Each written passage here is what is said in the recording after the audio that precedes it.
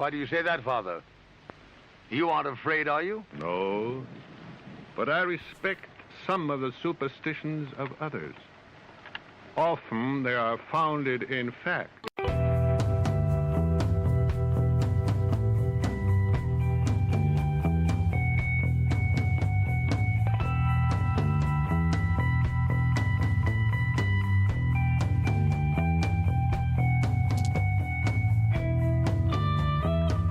Broadcasting live from our Sanctum Sanctorum in Venice, California.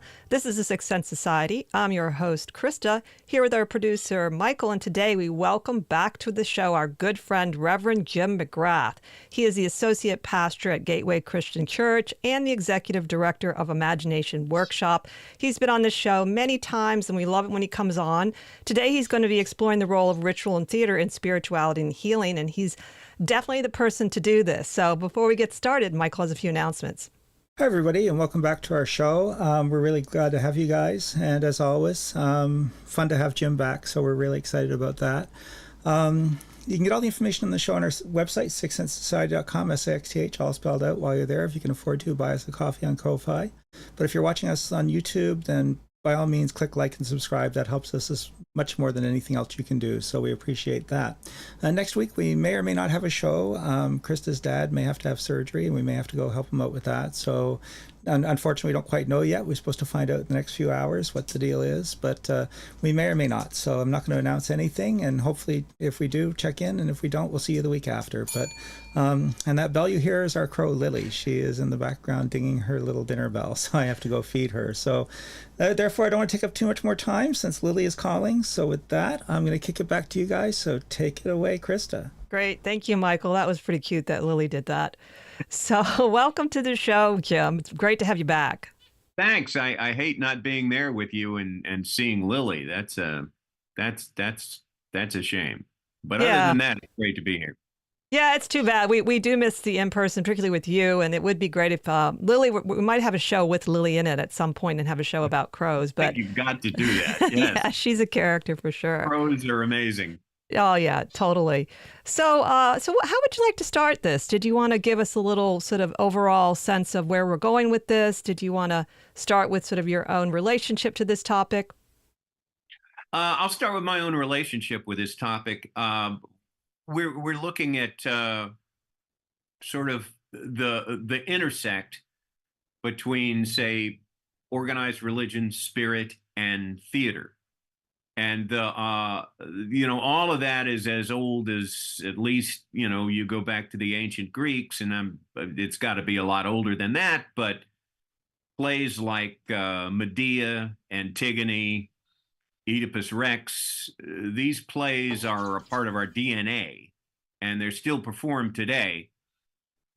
Shakespeare plays are still performed today. And the in church services, in the Christian church, you have remnants of this. The idea that through enacting things on a stage or as part of a communal ritual or something like that, there is some kind of spiritual presence that is called up when people do this. When Catholic priest says the Mass, and people who have come to be part of the Mass have heard the Mass, at least weekly all their lives. It's the same. It doesn't change. But every time there is some kind of an experience that people have that keeps them coming back. In the Christian church, in my church, I'm Disciples of Christ. And in most Christian churches, there is the celebration of the Lord's Supper, of the communion, which is a reenacting of what we call the words of institution, or the words that Jesus says in the Gospels to the disciples during the Last Supper. He gives them bread, he blesses the bread, and then he tells them that the bread, as they take it within them, is his body, which is broken for them. And then the wine is his blood, which seals the new covenant, as opposed to the old covenant. The new covenant being a covenant of forgiveness, and a covenant of not having to face the eternal fires of hell because of the new understanding that Christ has arranged between us and God. So, and these are things that you can say on the one hand, well, it's a game, people are going through the motions and doing a thing, but people have become very attached to these games, and they, through going through the paces of stepping up to the altar, taking the wine, through these actions, they experience some kind of a spiritual rebirth. Or if they didn't, why would they keep doing it? That would be my question. I remember when I was a teenager, when I was like 15, I became very interested in acting and the theater. That was kind of my passion at that time. And I would be in high school productions. And I was in a high school production of the Thornton Wilder play, Our Town. Are you familiar with that play? Oh, vaguely. I recognize the title, but I don't think I remember what's in it. Well, it's a play from the 1930s during the Depression, which Thornton Wilder created a play in which there would be no sets, no costumes, but they would recreate this life in this, I think, New Hampshire town, just by people coming on stage and going through the motions of being the townspeople and going through the rites of somebody having their first date, somebody getting married, and then finally the third act is a funeral. And I played the character George, who starts out as a young man. He falls in love with Emily. He meets her at the drugstore, and they sort of talk their way into a relationship. And then we go right to their wedding, where they're both nervous and they're both saying to their parents, I don't know if this is what I want to do. And then they have the wedding and it all goes great. And then in the third act, Emily has died. She has had some sort of disease that has killed her. And there is a funeral. And you don't really know what's going on until about halfway through. You get the picture. And in that act, my character, George, has no lines. He just comes on at the funeral and just breaks down crying. And as a young actor with zero experience, this felt like quite a challenge. The two things I had to do in the play felt like quite a challenge. One was that I kiss Emily in an open part, and that would, when you're high school students, and I'm 15, I'm a sophomore in high school, and Emily was the girl playing Emily was some kind of popular girl. I wasn't a popular guy. She had a boyfriend, and everybody told me he's going to be there the night you kiss her for the first time in the rehearsal, and he's going to beat the hell out of you. Well, I was scared to death, of this guy. And but you did by going through these motions, doing the kiss and then doing the crying in the funeral service, I just experienced something that I didn't expect. And the challenge of crying as a young actor, it wasn't a challenge. I was really crying because of the words of Wilder's words that are said, over this scene, took me there every time. So Our Town is a play that is done everywhere all the time because it's cheap to do. You don't have to do sets, anything like that. It's just a reenactment, but it is and it's a very ordinary kind of a play. Nothing really extraordinary happens in it. It's a celebration almost of ordinariness, and yet it's transcendent. You feel God's presence in the audience watching this play. I saw it done at the Pasadena Playhouse a few years ago. And it just that initial experience, it really taught me something about theater and how and immediately I transferred it to how I felt when I was in church and when I was going to communion and all this kind of thing. So there is something mysterious that happens. And in if you think about simple things like the Christmas pageant, when you were a kid, were you ever in a Christmas pageant? No, we were not raised any religion in my family. It had nothing to do with religion when I was Well, a even kid. then, I don't know why I never got in one. The lady next door would come by and say, "Your son is going to be in the Christmas pageant. We're doing it. He's going to play a shepherd, and that's it." And by taking part in the Christmas pageant, and the neighborhood would come in, that we'd have it in one of the neighbors' houses, and there'd be refreshments, and all the neighbors would come in and see it. It was just kind of a way to mark the season. Mm. But when I think of Christmases when I was a kid, now when I think of them, I don't think about presents I got. I don't think about anything other than the Christmas pageant. I remember that very clearly. And that's kind of when it happened for me. Is it true, from what I know, which isn't a lot, that ritual came before theater, and that theater has its roots in ritual itself? Well, I think all of it. I mean, there's no. It's like, what came first, the chicken or the egg? I mean, religion, ritual, theater. If you go back to the plays of the ancient Greeks, they're kind of all the same thing. Because the plays are about religion, or the plays are an experience of the religion of the ancient Greeks. Religion is never far away. In the Shakespeare plays, religion, the hand of God, these things are never far away. The sense of tragedy, the whole idea of tragedy, any tragedy is an important statement about human life, because in a tragedy the main character has to die in the end. You see someone's whole life. You see how what someone's last thoughts in life are. What, things like that. And it takes the character into death, which in a sense, returns the character to God. And the form of tragedy, in terms of how we experience it in the Western world in theater, comes from the ancient Greeks. So that's the earliest known source. But that's the stuff. The theater of the ancient Greeks is theater that's still with us, and the forms of it are still with us. And there's so many, like Eugene O'Neill wrote plays that redid the ancient Greek classic plays.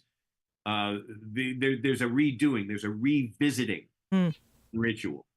In Masonic ritual, there's a revisiting of the basic tenets of Freemasonry in every ritual, and an embodiment of it. And that's the important step in it, is the physical embodiment of something. When you when you're in graduation, when you graduate, you're part of a big ceremony, and you're wearing a gown, and you step up, and you accept the dean hands you your diploma, and that's you have just been through a coming of age moment. You have been through a moment that you'll remember forever. And most graduation ceremonies are the same. I mean, nobody really does it differently. That's true. And it can be really boring if you go to a high school with thousands of people. Sure. Your graduating class is 1,200 names. You're sitting there, well, name, but if you're in it, if you're sitting up there and you're walking up to get your diploma, I'm guessing what you're experiencing is profound in that moment, as silly as the whole thing seems. Well, I remember being nervous, even though all you do is walk up with all these other people. No one cares what the people that, know you might care. And I was nervous. You get excited, and even though it doesn't take very long, and so there is some sort of excitement or some sort of sense of something's happening, and who knows, you're right. Maybe it's more profound than you think. And perhaps looking back, you can sort of understand it, but I do think in a sense, you sort of sense something is going to be different. Yes, you've been through a rite of passage. You've gone through something, and your life will never be the same again. That's the same idea in the Christian church as baptism. When you are baptized, now there's two ways to do baptism, two ways that churches do it. In the Catholic Church, it's a sacrament, so it's a necessity. You can't do it. I, for example, have never been baptized. I'm a Protestant. I've performed baptisms. I've never been baptized. But in Catholic Church, you got to do it to be a part of the deal. Mm. And it's something that you usually experience in infancy, so you don't really remember it. Right. And there's no choice in the matter. Other people have decided you will be baptized, and they carry you in, and they do it. In my church, the Disciples Church, baptism is full immersion in a baptismal font. You know, and it's something, you don't do that to an infant. It's something that an adult decides to do. There's volition. You choose to do it. And that's the experience of the immersion baptism is profound. I've never, I've done, I think maybe 4 or 5 of them. I've done one in a swimming pool. I've done several in baptismal fonts and whatever. And the person who's going through it, it really is a profound experience. And the idea of it is that you've cleansed your soul and you'll never sin again. Well, you will, I mean, let's face it. But still, it is a profound experience because of both your volition and your exposure to a tradition that has been going on forever, and that's part of it. Now, that's the embodiment, the experience of putting yourself through it. And I think, for me, a life-changing experience was auditioning for my first high school play, putting myself in there, putting myself in another person's body, walking in another person's shoes. It was a profound experience that hooked me. And I think a lot of people who become actors, they get hooked on that experience of getting to be someone else. There's a liberation in it. And so I'm going to segue now, unless you want to say something or... No, go right ahead. I'm going to segue to my nonprofit, Imagination Workshop, where we take theater artists and we go into a troubled community or a troubled population, such as we started out in psychiatric hospitals, locked wards. We've worked in homeless centers. We've worked with at-risk school kids. Right now, we work with homeless veterans at the VA. And the workshop sessions are led by 2 or 3 professional theater artists. You can see over here, Marnie Olson is one of them, one of your frequent guests. Yes.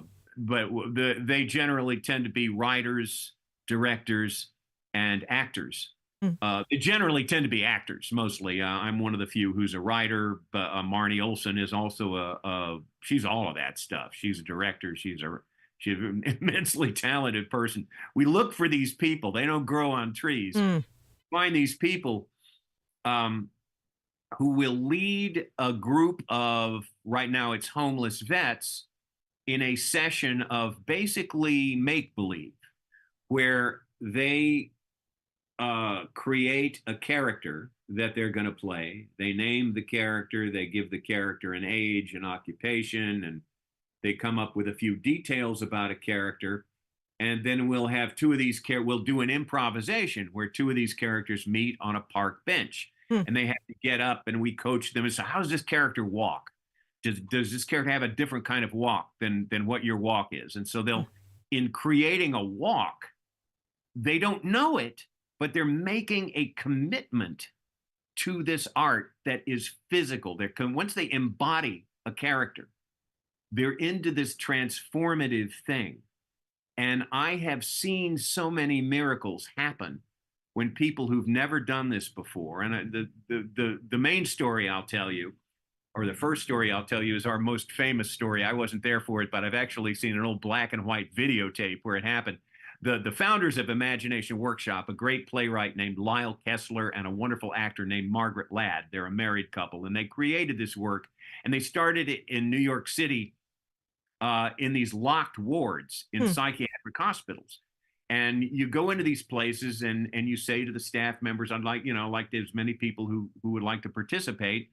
And they had this one guy said, well, you don't want this guy. He's been catatonic for 10 years. He hasn't said a word or really made much of a movement in 10 years. And they brought this guy in, and the exercise that we were doing that day was choose a historical character that you're going to play and then show us what that character would talk like. And suddenly, out of nowhere, this guy started talking like Louis Armstrong. Oh, my. He was doing Louis Armstrong imitation. Wow. And he hadn't said or done anything in 10 years. And it was just the staff, they were blown away. I mean, it was an eye-opening thing. But there is a liberation that occurs when you take on a role and in some way physically commit to it. And it's that simple. I mean, that we have a lot of detailed in terms of how we lead these workshops, but it really is that simple. It's that transformation of somebody creating a character and then playing a character. Another instance, one I was there for, a woman whose name I won't give out because she's actually now pretty well known in artistic circles. She's a very gifted artist. This developed after I knew her. But this was when we were working at the Neuropsychic Institute at UCLA, now called the Semel Institute. And she was someone who had survived an automobile accident in which her sister was killed and had not spoken a word, was unable to talk after that accident. Wow. She would do little bits of sign language and make little make little noises, but she wasn't able to talk. And she got in our group, and she was immensely creative and a lot of fun. I mean, she had kind of an ability to do pantomime and make noises, sort of like Harpo Marx. She was fun to watch. So we would do these scenes where the other character would be talking to her, and she would be kind of making sign language and communicating without talking. But in one of these scenes, one night, she, as the character she was playing, began to talk fluently. I mean, just began to talk. And it was, when the scene was over, it was sort of back to the way she was. But then after a couple of weeks, a couple of more sessions, she was talking. And it, there was a slight hesitancy to it when she talked, but it kind of went away. And that to me was amazing. And she was very soon after that able to start going to job interviews again, which she'd been unable to do. And, somebody asked her, I don't know, it seems like this ended up in a newspaper article. She was being interviewed. She became a pretty well-known artist. She was an immensely gifted artist with drawings. And she was asked, how did she make the change? And she said, I just thought if I could do that imagination workshop, I could do anything. That's the idea of it. That's the feeling people get from it. That reminds me of people that can sing beautifully, that stutter or have speech impediments, and then they can sing. And it seems like we really don't understand how the brain and the voice works at all. I mean, because that's what I thought of when you were saying that. And those are amazing stories. Of the part of the topic is, the healing aspect of ritual and theater. And as you were talking about it, one of the things that is important that I think the Imagination Workshop emphasizes is that we all have these abilities to use ritual in theater. And you sometimes think, well, if I'm not going to become a famous actor, or aren't some people better at it, that isn't really the point of it. That it's funny. People come into it with that, I don't really have any talent. It's like, this isn't about talent. This isn't a talent hunt. This isn't something where you're going to train to be an actor for a living. This is an experience you are going to put yourself through, as many people do. People who are act in high school plays, or people who in the Boy Scouts, there's certain rituals you'll do. I imagine the Girl Scouts is the same thing. It's like you'll act something out by the campfire, Mm. And it's a personal experience that you have, that has more to do with spirit, in a sense, than art. And the other thing that I wanted to bring up, maybe because of going as an audience person, I love going to live performance, and I'm noticing a trend where the audiences are becoming too involved with themselves. And the role of the audience in the ritualistic aspect of live performance, I think, is enormous for both the person performing and the audience, so that healing energy is something that is received and given back. At least when I've gone to, really, honestly, I don't think I've ever gone to a live performance that I thought was bad. Even if it wasn't like, it was amateur-like, there was something about it I enjoyed. I can honestly say that about any live performance I've ever gone to. It's a great experience, and it is sad that the theater is in such poor a state right now, and of course COVID hurt and all that. But it's really, you going to the theater now is a different experience than it was 10, 20 years ago, because the first thing that happens when you're in the theater is somebody comes out on a stage, or a voice comes over and says, turn off your phone, turn it off. And so when you talk about audiences being self-involved, is that what you said? Yes. But what do you mean by that? Okay, so when I go to a performance, and I wasn't taught this, I go there to watch and participate and absorb what the performer is going to do.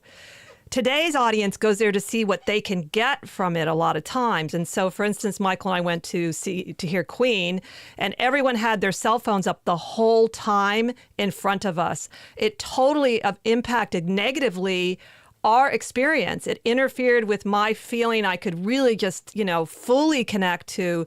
And so I'm not really happy with it. I think that there should be some limits, no matter what people want. But I also I've been in a place like you, where I grew up where there was no phone.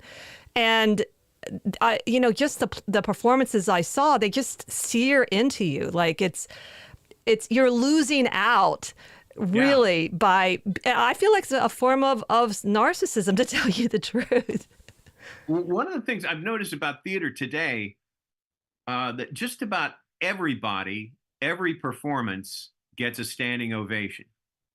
This didn't used to be the case. I mean, anytime you go to a play or a concert, really, there's a standing ovation at the end. And I don't think that's phony. I think that's because these people started their experience sitting in this theater in a self-involved way, and sort of the magic of the whole experience transformed them.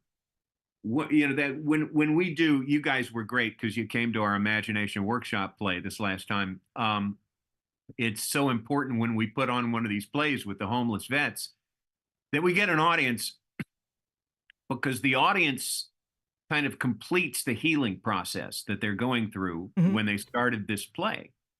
The audience gives them something really just by being there and their energy. And one of the things that Margaret Ladd, who was one of the founders of Imagination Workshop, said the basic principle was why they started working with psychiatric patients, is that the experience of someone who has a mental illness or of some kind of like that is they have all of these intense thoughts and feelings that just get turned inward.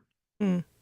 And what an actor does, an actor has all these intense thoughts and feelings that they turn outward into an audience. And there is something really magic that happens when they do that. Mm. That is the opposite of debilitating. You know, it's Right. it's an experience that is transformative. And you know, people get you know, butterflies in their stomach before they go on, especially people who've never done it before. They, you know, we work with these vets weekly at the VA in this room, and then suddenly the week of production, we're in this theater, and they're walking around backstage, and they see the sets, and they see this huge audience seats out there, and they're like, "Whoa!" And they become terrified. And that's a lot of our, when we're working with these people, the talking to them is before the performance, when they're backstage going, "Oh man, I just don't think I'm going to remember my lines. I just, you know," and you go through this thing. And I always went through it when I first started, of just intense fear. And what that is, the butterflies in your stomach, and what that is your body preparing to be bigger than life. Mm. And when you go out there on the stage, you put all of that out there. You put all of that angst and whatever you're going through out there, and you get a laugh, or you get you get some kind of energy from the audience, and it's amazing. It's transformative. You know, even if the performance does not go so well, it's that exchange, that being seen by an audience, that kind of thing. It's really transformative. And so many of these vets, who have been in our past plays, even though they're not homeless anymore and they're not living at the VA anymore, they come back to take part just because they want to do it again. Mm. You know, and I know that there's 2 or 3 of these guys, because I'm always trying to raise money for Imagination Workshop because we're broke all the time. Mm. And these guys will come back, and they'll just stuff these $100 bills into my pocket. Aw. You know, give this to the organization, man. It's really made the difference for me. And I can't, you know, we do this at New Directions for Veterans, which is a wonderful program for homeless veterans. And I can't claim that we take the credit for the transformation in these guys' lives.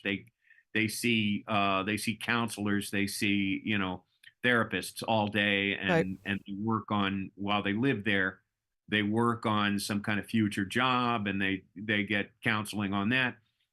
And I've just seen so many of these guys, when we started working with them, were just, you know, barely off drugs, you know, trying to, you know, and as we work with them, and as they go through the experience of doing a play, you just see all that change. A lot of times we lose our best guys who got big roles in the play because they graduated the program. They're not homeless vets anymore. Mm. You know, and you see this transformation all the time. And so it's that transformation that I believe in. Mm. You know, this idea that people have today, that homeless people are just mentally ill refuse, and what do? You know, you just got to clean them up and put them somewhere or whatever.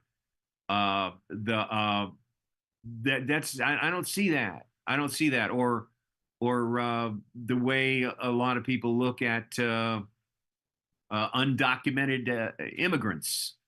You know, it's just that humanity is an incredible resource. And as Gurdjieff once said, you know, we just using a fraction of what's really there inside of us. We're just using a little piece of it, a little sliver of it.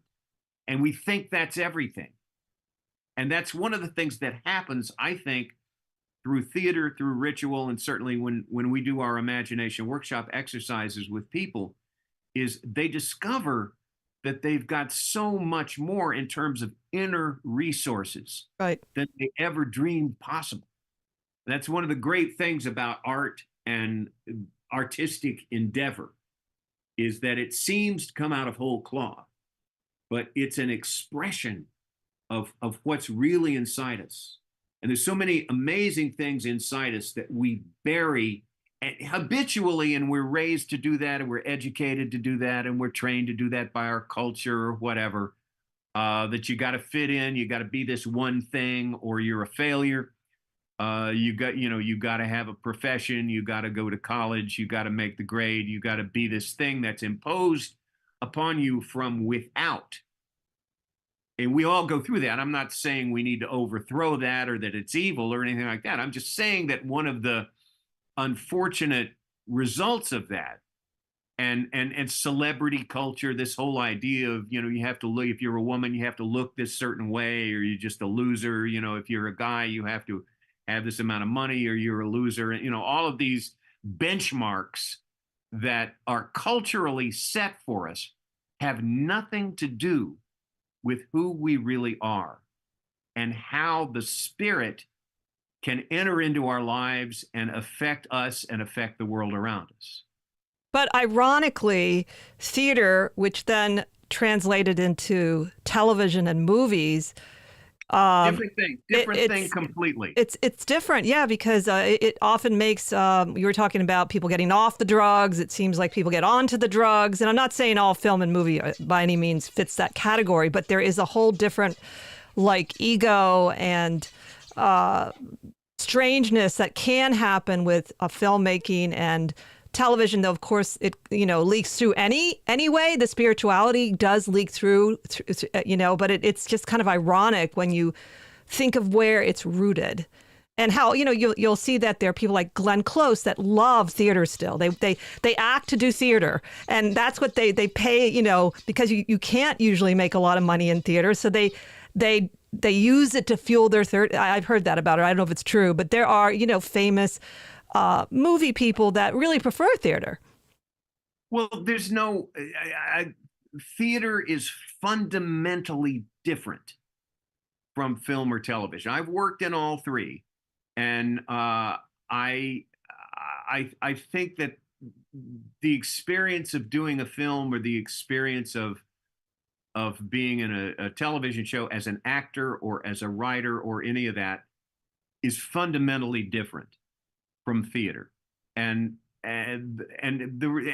theater can't be monetized in the same way, because for the same reason that I have trouble raising money for Imagination Workshop, we can't do what we do with thousands of people all at once, or right, millions of people all at once.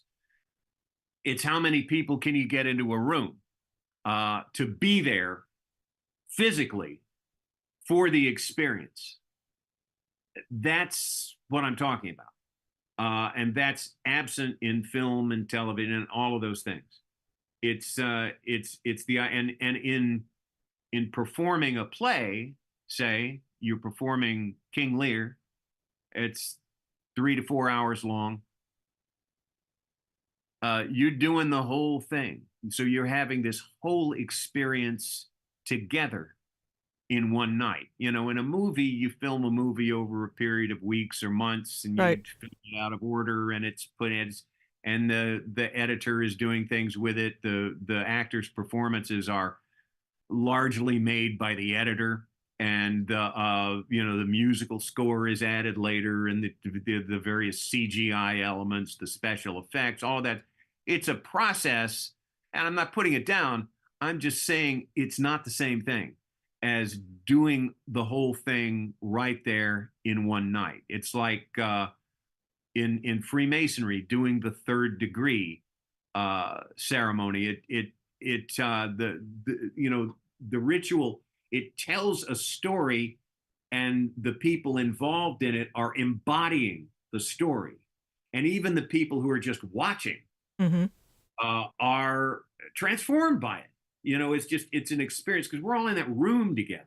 right. That's what I'm talking about. And I'm not suggesting that actors in the theater are totally healthy. I'm not suggesting that at all. I'm just talking about the experience that an individual has who does this for the first time or who takes part in it. There is a healing that happens, and it's something that I can't really explain. I've just seen it over and over and over again. I've seen so many people who have found new lives. A lot of the homeless vets that we work with in Imagination Workshop, they are trauma victims. Either the trauma of warfare. A lot of the female veterans are rape victims. The whatever it is, they've been through trauma. Mm. I was just hearing one guy talk last Tuesday night about his experience in Afghanistan, which he wasn't involved in directly. He heard it. He heard the gunfire, and he had to be hospitalized afterwards just because of the trauma of being around in a place where so many people got killed. Right. And trauma is something that I think it's becoming more and more, people becoming more and more aware that trauma is something that affects everybody. And it affects us long after we think we're over it. Yes. So these people that we work with are trauma victims, and to the point to where their lives have stopped. They're unable to put a roof over their heads. They're unable to hold down a job. Some of them have become drug addicts, whatever. And in that experience, when they come into New Directions for Veterans, they're in these sessions all day with shrinks and counselors and whatnot, where they have to relive their trauma. They have to go through, now what happened? Well, the bullet hit my friend. He was sitting right next to me, and suddenly the guy was dead, and it messed up my life. And they go through this and examine it and relive it over and over and over again, not just in their own heads, but in counseling. They have to sort of go back over it. But when they're with us, when they come into their Imagination Workshop, they don't have to be a trauma victim anymore. Mm-hmm. They create a character. Right. Just create a guy. What is he? He's an astronaut. Okay, what's his name? Bill Bailey. Bill Bailey, the astronaut. How does he walk? Does he have? What are his virtues? What are his characteristics? And they create this thing, and they get to spend this time using the imagination. Now, trauma shuts down the imagination. That's the main effect that it has, because you don't want to if you've been through something that you just don't want to think about again. Right. You're afraid of the imagination. And so our very simple exercises sort of reignite the imagination. And once it's open, once that door is open, it's open. Yes. And, they experience creating a character out of whole cloth, something they just made up. And there's a joy in it. And then they don't get criticized for it. Nobody's telling them this isn't real. This is silly. This is stupid. You're acting like a jerk. Nobody's telling them that. Right. Telling them, great, we love this. This is great. We just, whoa, that's wonderful. You just made that up. Wow. And they're getting a lot of positives. So it's not just the lack of boundaries. It's the sense that it's actually a good thing that the imagination did something. It's actually a good thing. And so what that does, once they get their imagination going again, they develop, and I just see this and I hear them tell me this over and over again, they develop an ability to think about the future. Not just dwell on the past, not just live in the identity of being a trauma victim. I'm not saying that goes away. Right. I'm just saying that there's somebody else there too. I remember when I went to a shrink many, many years ago, and I would go in and I just complain about all this stuff that's getting me down. And she would say, who else is there? Who else is there inside you? Who else? Somebody else come forward. And that's the thing, you people and people in our culture, I think, are encouraged to dwell on this negativity, dwell on regret, dwell on resentment. Politics now are all about resentment, and how much we hate this guy, and how much all of this stuff, and it becomes who we think we are. Right. It becomes the whole thing, and that's where we're really missing out. That's where we're missing out. So that my nonprofit Imagination Workshop, that's kind of what we preach. That's what we are dedicated to, is people finding who else is there. People who are troubled and whatever. Who else is there? It's not like, yeah, we get you. It's a very tough nonprofit to raise money for, because we don't provide food for the homeless, shelter. We don't get people jobs. We don't do any of that. Right. But they do it a lot of times when they've been through this process in a way that they couldn't have thought about doing it before. And that's the whole thing, I think, that people need, is they need that sense of being self-directed. That sense of, I've got this thing out there I want, and I'm going to try to get it. I got this thing out there I want to be, I want to achieve, or whatever. Maybe if I got an apartment, maybe I could get one of those apartments over on Pico in the public housing. If I go down and sign up, and then they get their place, and maybe I could decorate it in a way that, it's so different when they're in that realm from being in the realm of, I'm homeless, I'm on drugs, I got no hope. I wanted to sort of add that I know we've talked a lot sort of about the Christian rituals, and my background is involved in Buddhism. And one of the things they do in Tibetan Buddhism is that they teach you to visualize that you are these deities. And it's a very, very meticulous, what you wear, what you look like, and then the energy. And it is also a way, even if you can't see clearly, it's a way of reimagining who you could be with these traits. And it all is in the imagination too. And it really does have an effect. I can say for myself, having done it for quite a while, and it's the same idea of using your imagination to see other aspects of who you really are, because it's already in you. That the nature is already there, and we just have to allow it out and also water it. That's what Thich Nhat Hanh talks a lot about, is like, what do you water on a daily basis? And that's what's going to grow and flourish. And when you're homeless, because the societal sort of prejudice is you're constantly having to really go up against these really negative views of you, even though most of the time homelessness seems to be caused by a trauma that we humans have created. War, poverty, we create poverty. It really, anyone could be homeless, I think, personally. And it's also caused by greed. And greed? It's absolute, greed, rather than, and that in our culture, I'm not saying we should all be communists, but I am saying that in our culture, the profit motive, that's a good thing.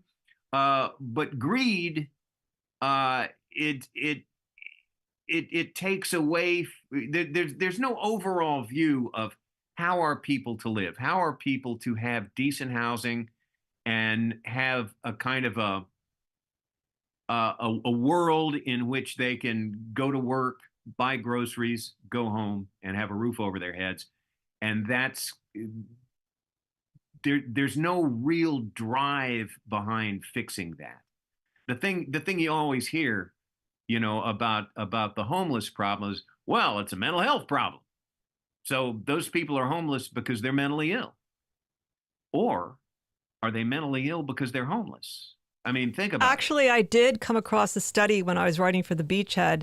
It was a really good study. It showed that most anxiety and depression, many mental illness are results of poverty. Things like schizophrenia are not, but that it arises because of the poverty. And it was a legitimate study. And I remember saying, why don't people talk about that instead of oh, well, they're mentally ill and then they become homeless. No, that's not what the study showed. Yeah. But it's also when you say, oh, it's a mental illness problem. So that's the answer, is mental illness. We fix mental illness. Really? How? It just, how exactly do you plan to do that? there's no, it's like the thing with guns and all of these shootings you see. They say, well, it's not because there's all these guns available, it's because of mental illness. It's a mental illness problem. And once you reduce it to that or put it in that category, what's your solution? What then? It becomes kind of just a label that those person's mentally ill. Let's put them over to the side, Right. outside somewhere. That's no solution. No, no, and then the mental health criteria also is a whole nother topic because it's filled with a lot of negative skeletons in it, and yet there's some very positive things too with the mental health growth. But we're still there's a lot of problems with even what is mental illness and what isn't mental illness, and so that alone deserves I think its own topic if you want to look at it from a spiritual point of view, maybe. There's more and more research going on now about arts and mental health, the role that arts play in mental health.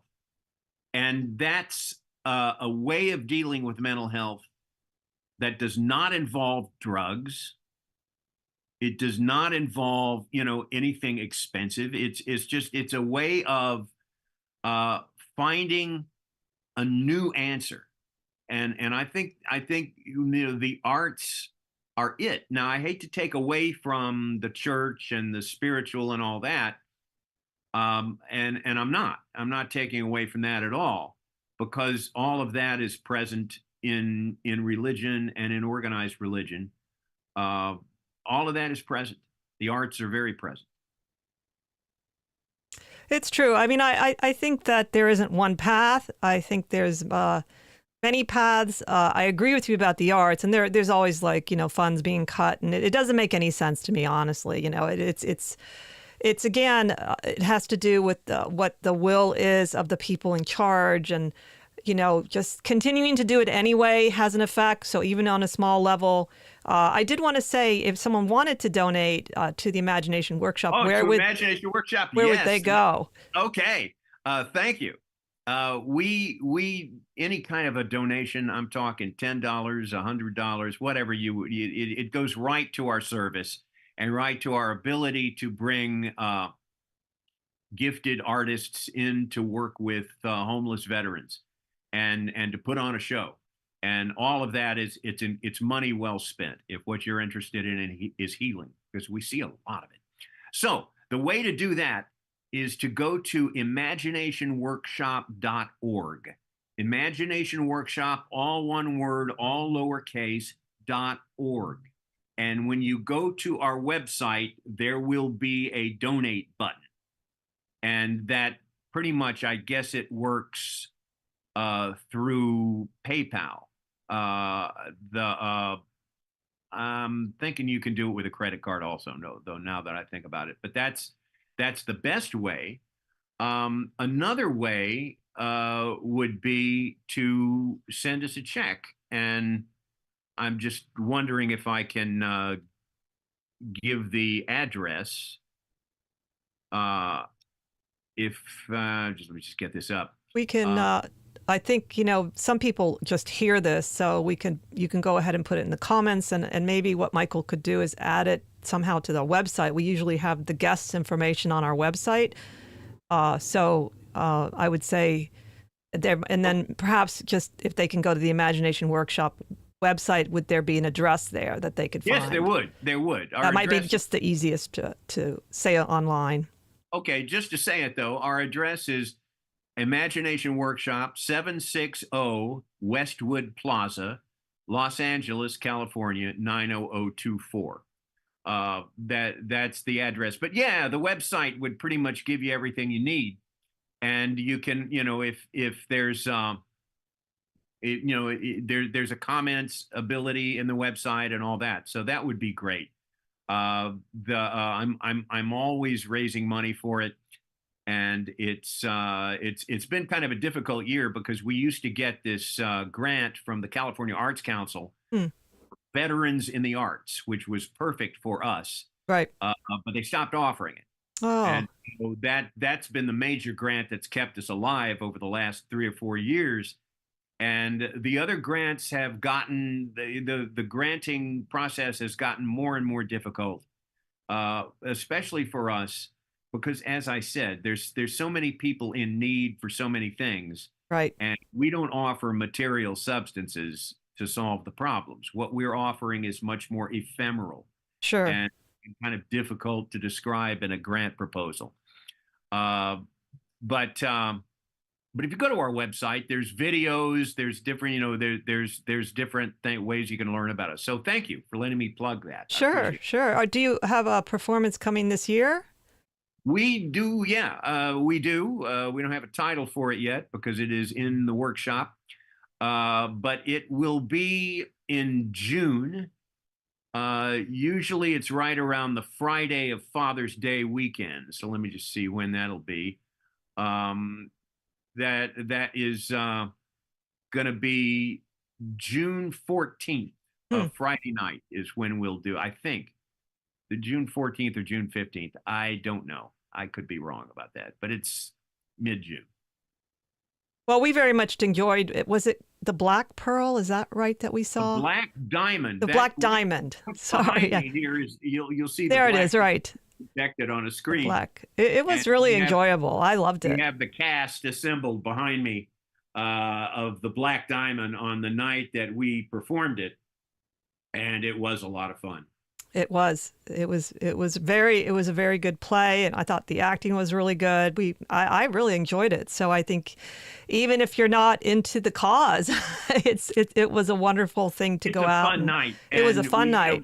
It's a mix of homeless vets who've never acted before and professional actors. They're all working together and sparking each other in ways that are just fascinating. So it's a great night.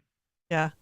Well, I think maybe let's just sort of think of something or ask you what you might say towards the end of our show. We have about 3 minutes about the concept of spirituality and theater. Just to our regular audience, what would you like to sort of close with? I'd like to say that in physically embodying a role in whatever it is, a church service, a choir rehearsal, anything like that, and being present in the room. And of course, we're living in an age where people are less and less present in the room. And by being physically present in the room, you experience a wonderful transformation. If you take part in a community theater play a role in this kind of stuff, even if you're not interested in being an actor per se or whatever, it is an experience that you will never forget, and it could be very helpful to you. I love that, and I love that you emphasize this whole concept of embodiment as we move more and more into the virtual world. Maybe we need even more to do that deliberately because we often have to be in the virtual world these days. Well, I think that's how things have gotten so snarky. It's like people who are at their computers or at their phones can say nasty things to people that you'd never say to people if you were face to face with them. And we need to be face to face more and live in that reality rather than in the reality of the kind of negative judgments we pass back and forth without even thinking about it. I think that's really definitely true. And I've even seen people I know would never say something like that in person. So, of course, there are people that are like that. I do have friends that will always say what's on their mind in person. And I actually kind of admire that they do it in person. Well, as long as they're willing to physically embody it, that's what I'm talking about. Exactly.